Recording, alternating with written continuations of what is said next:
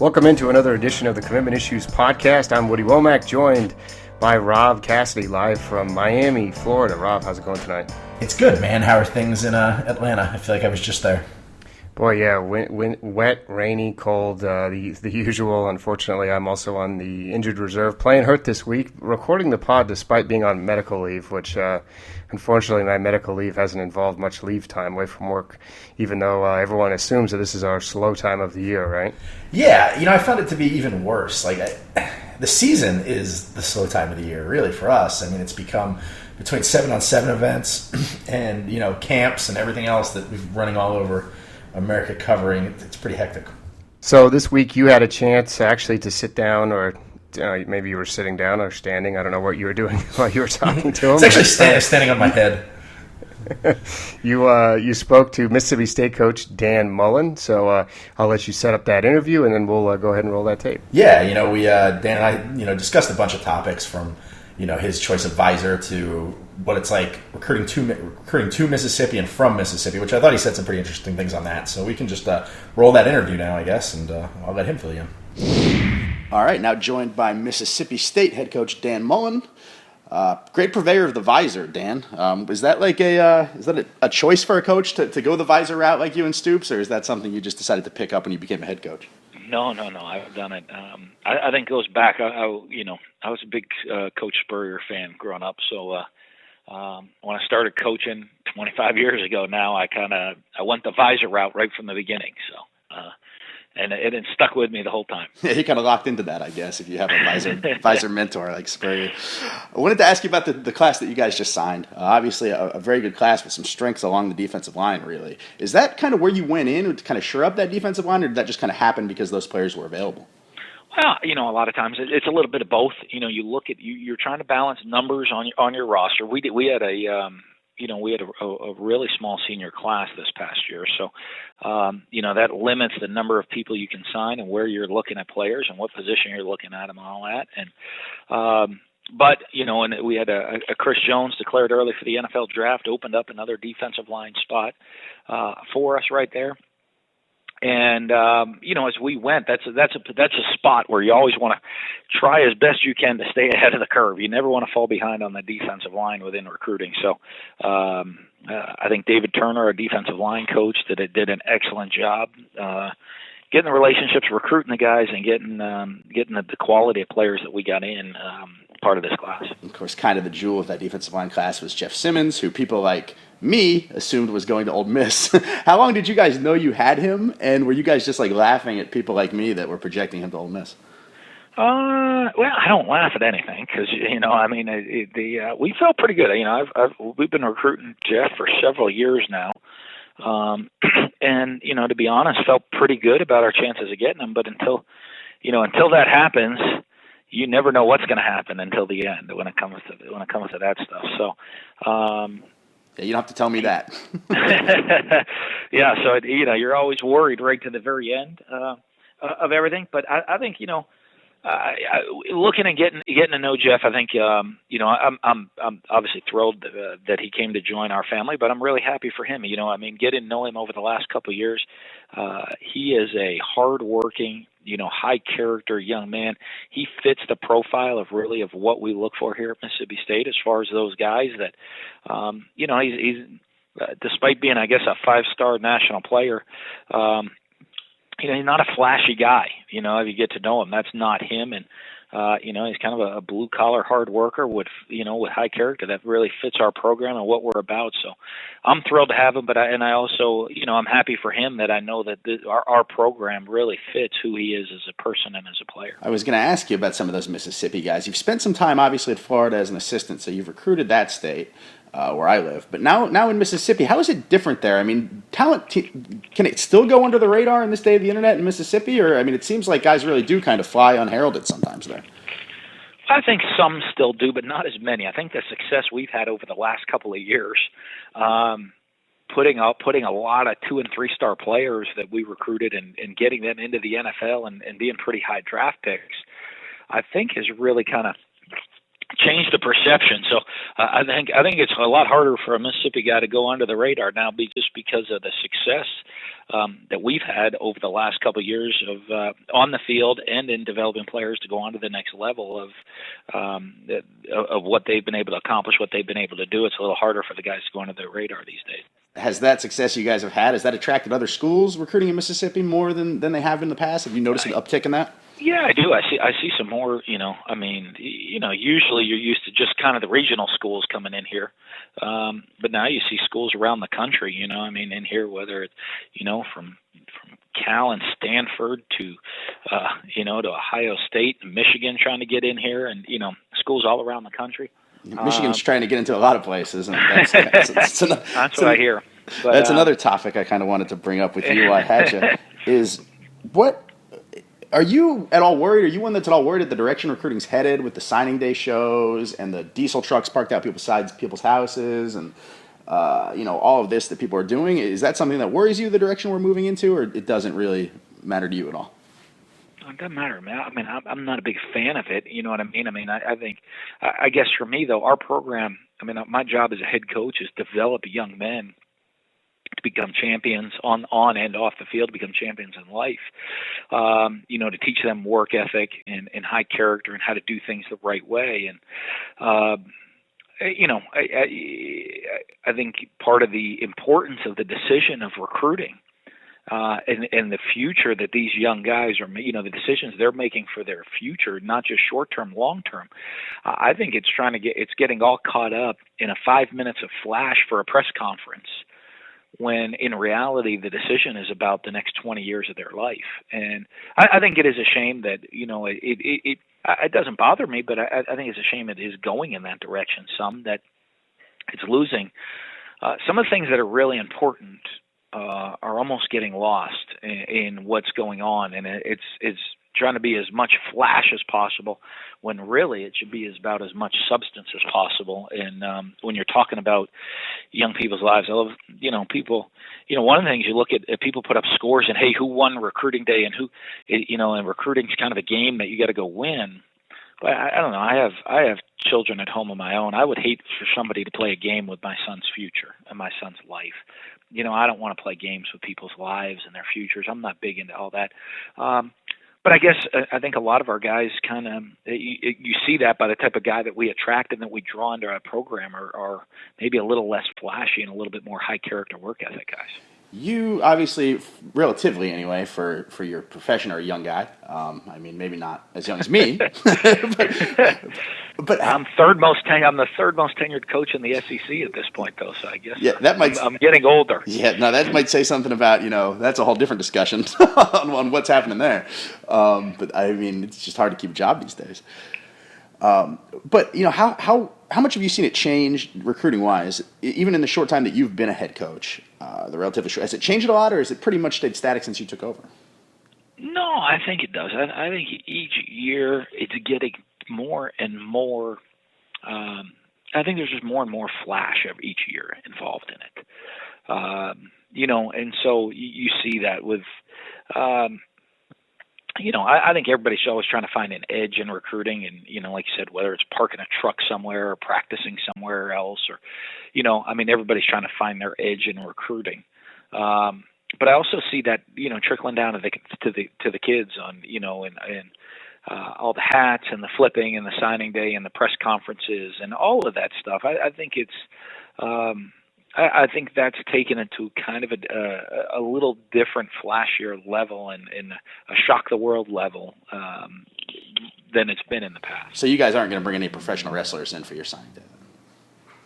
I don't plan on it.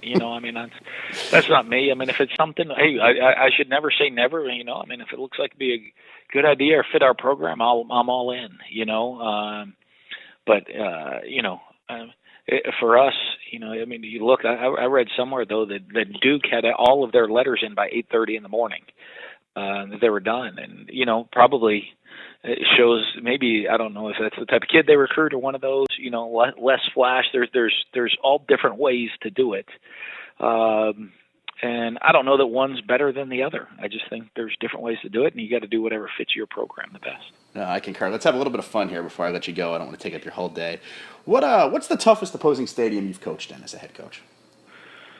Oh, boy, I don't know. I mean, I think Alabama's a tough place to play. One, I think it's obviously loud and big, giant, intimidating stadium.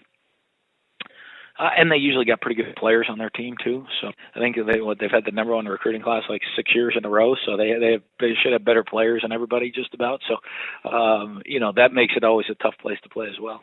What's the last song Dan Mullen listened to, whether it be in your car or anything like that?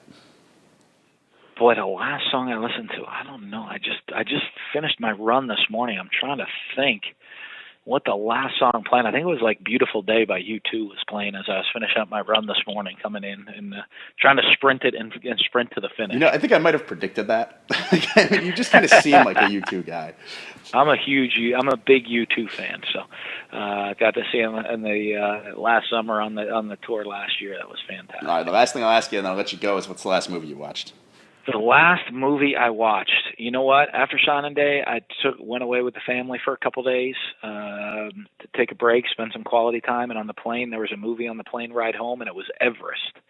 So I saw that. The movie I'm most looking forward to seeing now that we have a breather and maybe I can go home and watch it is the James Bond movie. I didn't get to see that. That came out during. Oh yeah. People like that. I have not seen Everest. I'm guessing. It was really, good. I do have my nerd side. I will say this: we took the whole team opening night to see Star Wars during bowl prep, though.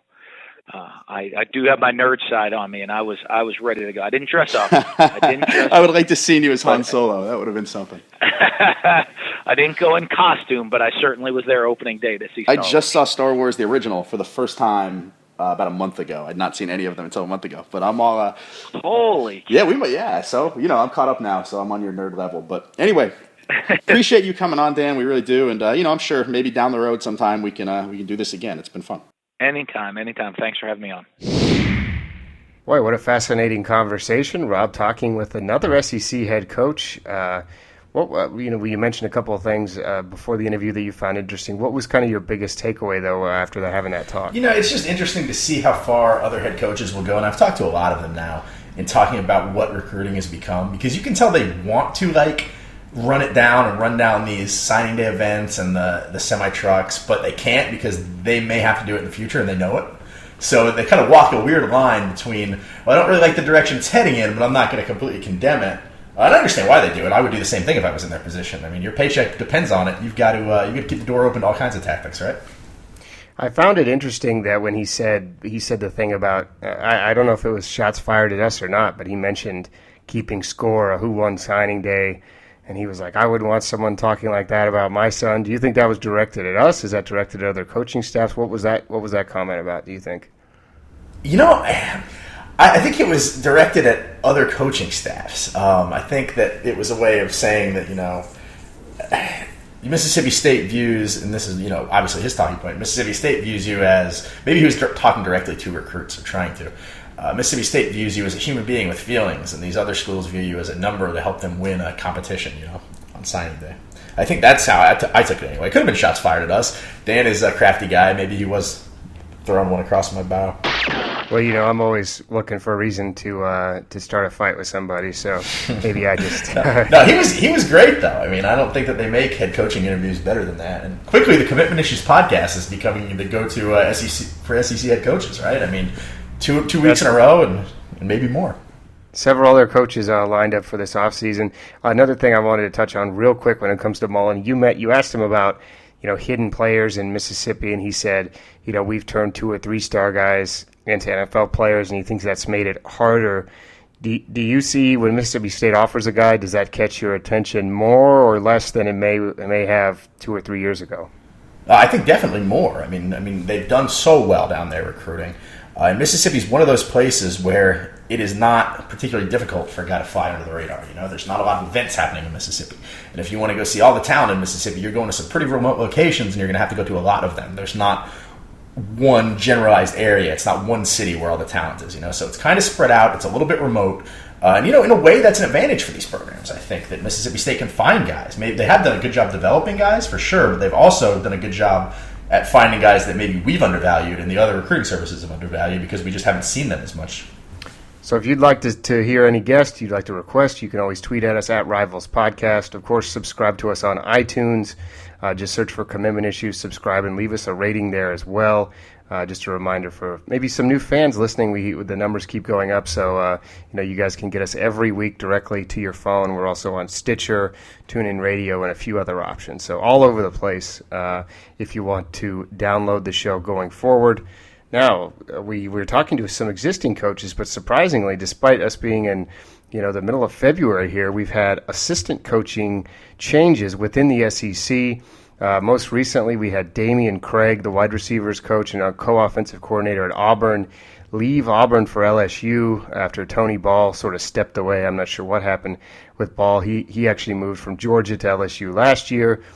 Craig, though, of course, played quarterback at Auburn, was an Auburn man, if that is a thing, and was a big part in them signing this huge wide receiver recruiting class that included Nate Craig Myers, Kyle Davis, and a few other Elijah Stove. Now he's gone to LSU. First, I guess let's talk about the general impact. Do you think LSU won the deal trading out Ball for him? Yeah, I think probably so. He definitely made some hay this year. I think that people respect him as a recruiter for what he did. What he did with Nate Craig was, I think, remarkable, for lack of a better word. It was pretty interesting to pull him out of Florida when early on in the process he looked almost guaranteed to end up at Florida State after he decommitted the first time. So I thought that was pretty interesting. And, I think that they've definitely upgraded there, and we'll see what they do, especially work in my state. I think that there'll be a line of Floridians lining up now, possibly. Yeah, and I think it was a big blow to Auburn from a momentum standpoint. I think he was really well liked. As I mentioned, he was a guy who went there.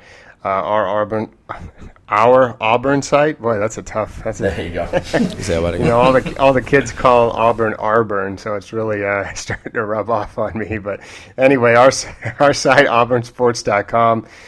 Jay Tate had a column about it today saying it was a big blow.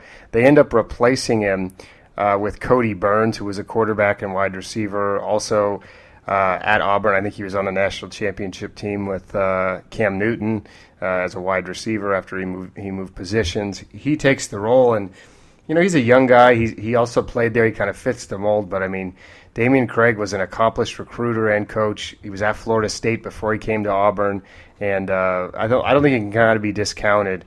If you're Auburn now, you have this class, but unfortunately, you also have the vibe of losing assistant coaches, and you have to think that schools might use that against him, especially after Will Muschamp left after 1 year. Now Craig leaves after signing day. Do you think that's some ammunition? Well, here's the good thing for Auburn. If you're looking for bright sides that can maybe ease this blow, is that it's looking like to be a historically deep year for high school talent in the state of Alabama. And I don't think that really affects Alabama as much because Alabama is going to recruit, nationally. They're going to get the guys they want regardless. I think that this is really going to help benefit Auburn. It's really deep. There are guys, they might go 15 deep on 4-star guys by the time everything's said and done in that state.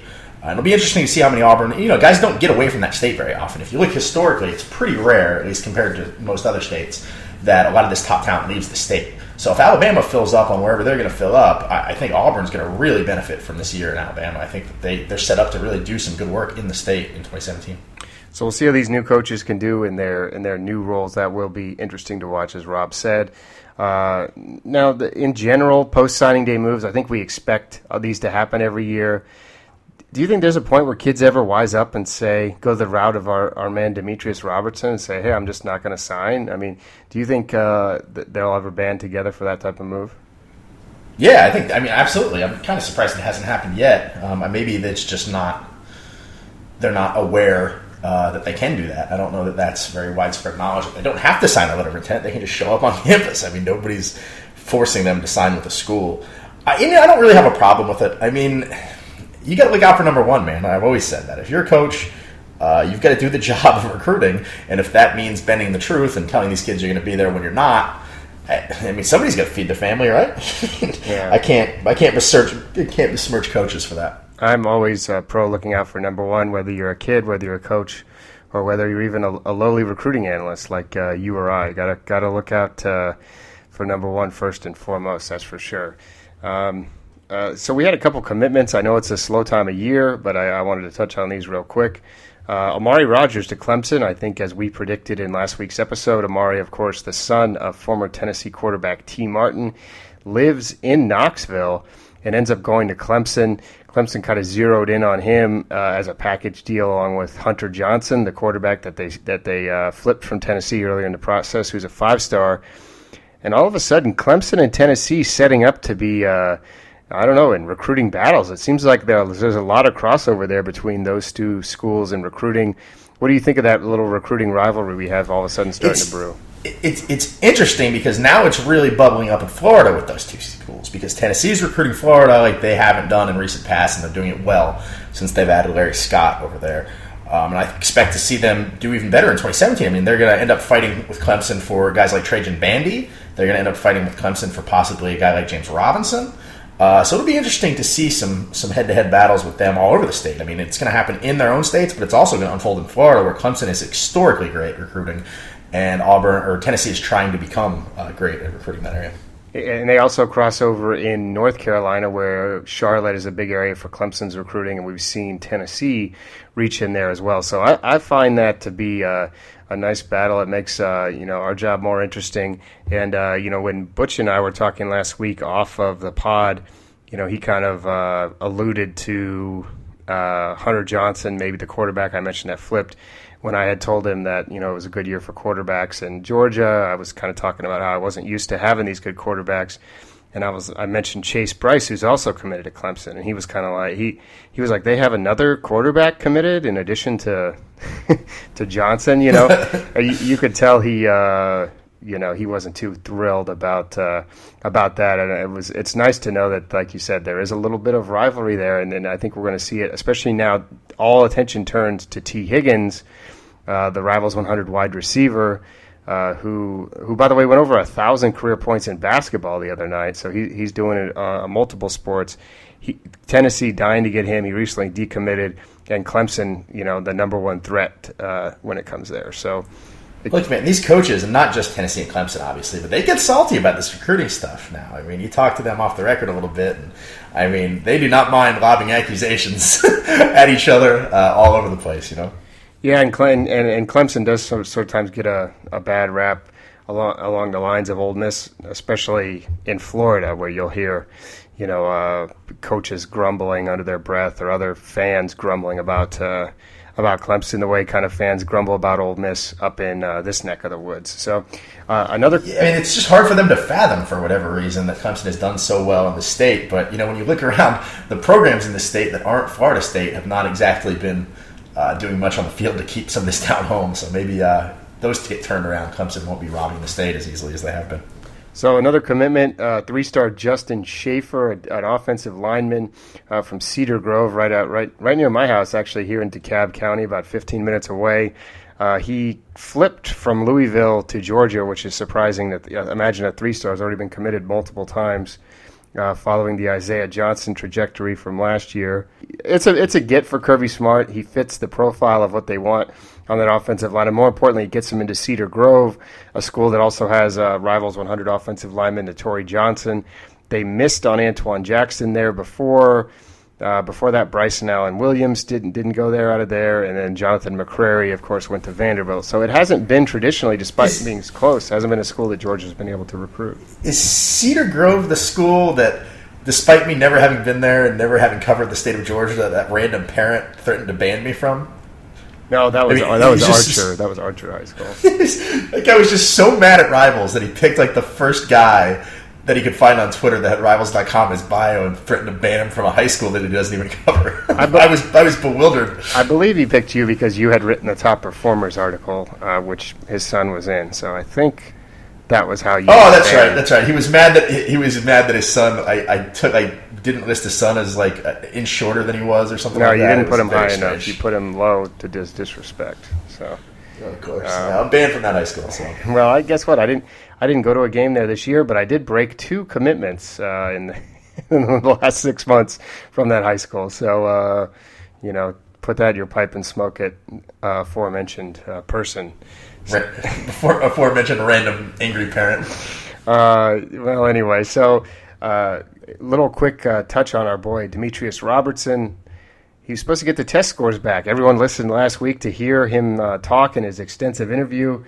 He got the test scores back, but guess what? He won't tell us what they are. So we have nothing. All right, see, this goes against everything I said last week about him really not knowing what's going on and kind of defending him as not doing this for Spotlight. I mean, I can understand, actually, the more I think about it, I can understand not wanting to share a test score publicly with strangers. I guess I get that. But my whole thing is, if this is all about Stanford, does he think that admission to Stanford is going to happen overnight, or are we dragging this out for another month? Because it takes that long to, even if you expedite this process, the application process to a place like Stanford is not short. Well, guess what? I don't think he got the scores. I can only speculate. So, there's been a lot of buzz, to use a pun, about Georgia Tech all of a sudden. He posted a picture on Instagram that caught people's eye, and then today he just posted a picture about Georgia. I believe it might have been a picture I took even. He posted to Instagram without any photo credit. So I would... I should get on him about it. Okay. Forget that. Contact your lawyer. Yeah, I'm gonna hit up Instagram. Like, this is clearly a violation of terms and conditions. the old TOC has been violated. So we got nothing new on Demetris, unfortunately. I do think we'll have an answer soon, though. So stick around. We'll see if we can't get something out of him. And then, real quick, this is not on the rundown. I like to go off the rundown, Rob. The latest McCaffrey. What's the quarterback's name? Dylan McCaffrey. Dylan McCaffrey just committed to Michigan, which is very interesting, as we know the quarterback dominoes have a big impact. The reason I want to bring it up is because Davis Mills, now on the market, he's ranked in the top 25 players in the country for us. McCaffrey was waiting to see what he was going to do because I believe Mills is higher on Stanford's board than McCaffrey. So this could signal that with Davis Mills likely to visit Stanford at the end of the month, that he's going to jump in the fold with them.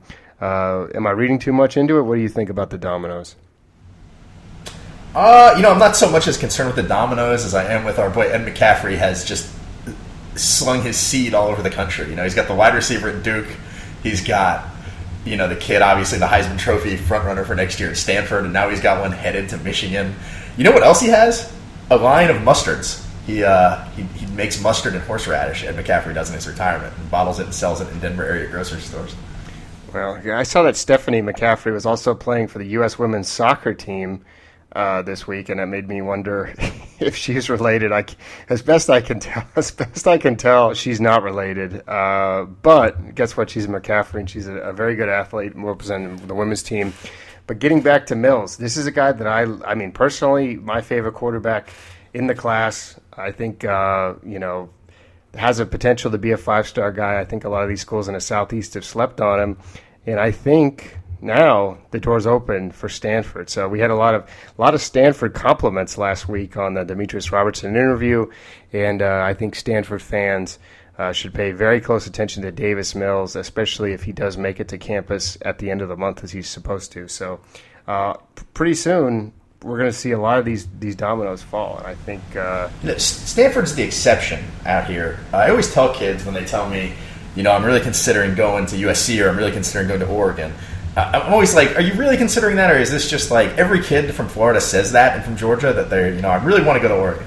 But then when push comes to shove, nobody actually goes there. Stanford's the exception because of the education, I think, where they're kind of, I don't second guess the kids when they tell me they're thinking about Stanford like I do. I just completely dismiss them when they're like, yeah, I'm going to go to Oregon. That just does not happen here for whatever reason.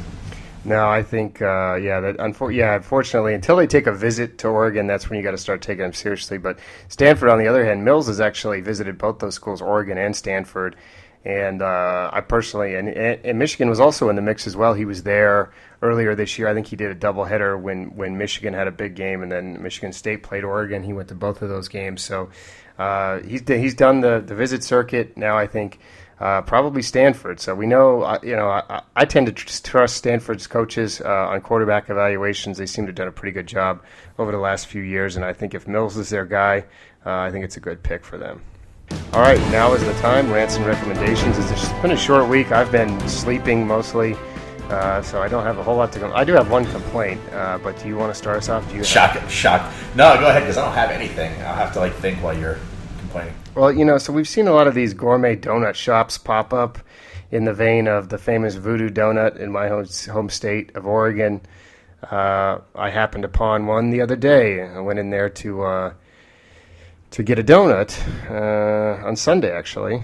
And, they've got a million kinds. We've got cotton candy. We've got, Nutella, whatever. We've got this. We've got candied bacon. Do you know what they don't have, Rob? Jelly donuts? A maple bar. Let me tell you guys something here in the Southeast. Maple's hard to come by. But guess what? There's a reason that all of Canada, Canada put it on their flag, for crying out loud. They love the maple tree so much because it's delicious. Maple bars are the best kind of donuts. They're so hard to come by. You can't find them anywhere down here. The number one, Voodoo Donut, started this whole stupid trend of gourmet donuts. Do you know what their signature donut is, Rob? It's a maple bacon. So if you're going to rip them off completely, give me a maple bar, right? I'm not much for maple. I could never work in Canada. I just think it's sticky and gross. You don't like maple syrup? Not at all. I don't. On the rare occasion that I eat pancakes or waffles, which I never do, I just go butter only. Yeah, well, that's the dumbest thing I've ever heard. Hey man, it's just a personal taste, I guess. Do you remember when I almost got fired for making a maple syrup joke about a Canadian wide receiver, and our old boss freaked out? I do remember that. That was we had to apologize publicly to the entire nation. To the nation of Canada. But it's like, my whole defense was, man, it's not like stereotyping if there's a maple leaf on their flag. I mean, these people like their maple. It's just true. Well, guess what? Give me a maple bar. If you're gonna, I'm not saying everyone should have maple bars. I understand it's hard to come by, but if you're gonna invest and you're gonna have a gourmet shop and you're essentially gonna rip off Voodoo Donuts, there's one down there right down by your house called Mojo Donuts. It's a blatant rip off of Voodoo Donuts. It's got the same theme and everything. Yeah. Yep, I'm not a donut guy really. I'm not really a sweets guy, so I haven't even. If it's by my house, I've never seen it. Well. Just have all I'm saying, if you're going to have 90 varieties, have a maple bar. So, and if you've never tried a maple bar, when you go north of the Mason-Dixon line, make sure you make it happen. Have you been watching Fargo? Yeah, I've watched both seasons of that too. I have not seen it, but I feel that people that I talk to about that show, it seems like for whatever reason it's a very polarizing show. Where are you at on that? No, I love Fargo. Who doesn't like it? Who hates it? Well, if I say, you're just gonna roll your eyes because it'll be 2 times in 3 episodes that we've mentioned her on this podcast. What's her face? I'm sure woman characters aren't featured prominently. Get out of here. She was my girl Erin Gloria Ryan was raging, and I think her problem with it is something about misrepresentation of the Midwest. It's not about women. Well, so that was a pretty bad conclusion to jump to there. Yeah, guess what? The show's awesome, and both seasons feature both strong minority and female presence. So I think if I'm gonna have to go with 99.9% of TV critics who say it's the best show on TV, and unfortunately, what's her face, Gloria Steinem. You gotta at least remember her name. I don't remember her name because I don't care about. I don't care about her. I'm so grouchy.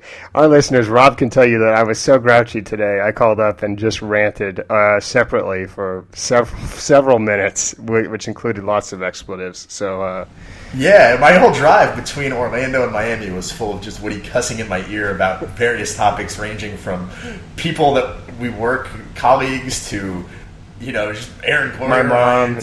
My mom. Your mom, and also like maybe the boxes in your apartment or the people across the hall. I kind of tuned you out for a little while. Yeah. So there's all kinds of stuff. So that unfortunately will be on our unreleased B-side album that comes out later in the year. But I think that wraps it up. A shorter episode this week. Remember, like I said, reach out to us on Twitter.